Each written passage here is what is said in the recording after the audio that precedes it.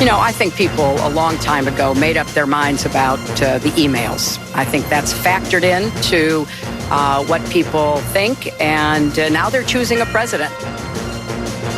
Hillary Clinton last night in Iowa. The latest news from the FBI regarding its investigation into her private email server isn't just coming before the election, it's coming during the election. Early voting is already underway in 33 states and the District of Columbia. In fact, 8 of those states have been voting for more than a month already. Nearly 20 million votes have already been cast, including 9 million in those critical battleground states. Along with that, allegations and litigation over claims of voter suppression and confusion over newly enacted voter ID laws. Roland Martin is the syndicated columnist and the host and managing editor of NewsOne Now. Good afternoon to you.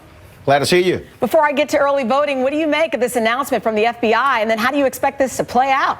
Well, it's amazing. I saw a tweet from Texas Senator John Cornyn. I'm actually here in my native Texas, and even he was surprised by it. Look, when you've got Republicans and Democrats utterly confused, that means that FBI Director James Comey is going to have to come out soon, either today, tomorrow, or definitely on Monday, to explain what in the world that letter was all about, because both sides are utterly confused by what he had to say. I'm glad you just mentioned that. I will tell you, behind the scenes, I was talking with the producers. We've all been talking about it. I think he has to say something, too. A lot of people don't think that he's going to speak. They think, you know what, he's released it, and now he's done. But I feel like something has to be said, right? There cannot be this level of mass confusion, again, where literally you have Republicans and Democrats saying, how in the world could you make this kind of announcement? And is it her emails? Is it Huma's emails? Is it Wiener's email? What is it? And it's too confusing. And then, of course, he sends out 2 letters, one that were released publicly, then one that goes to the employees. That's way too much confusion in the final days of this campaign. Do you think it will affect voter turnout if this isn't cleared up?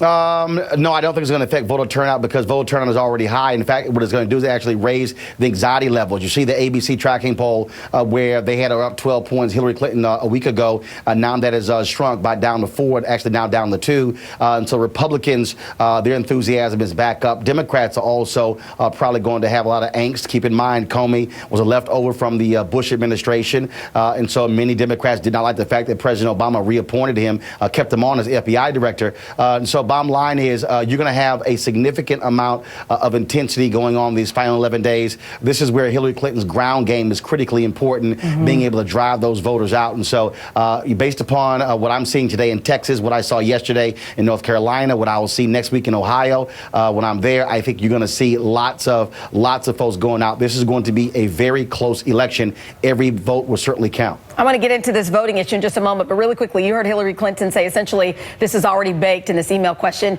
Do you think that's the case, or is this just wishful thinking? I mean, is this going to haunt her? Let's say she wins. I mean, this is something that she's always going to have to deal with. What do you think? Again, first and foremost, it is a question of intensity, and that is if Republicans all of a sudden see an opening, and keep in mind this goes beyond her. You have extremely tight Senate races where literally a shift of a few thousand votes could determine the balance of the United States Senate. Democrats were looking at just 3 days ago picking up 6-7 seats. They need a net gain of 4, and so this impacts presidential race, impacts the U.S. Senator race, impacts these House races.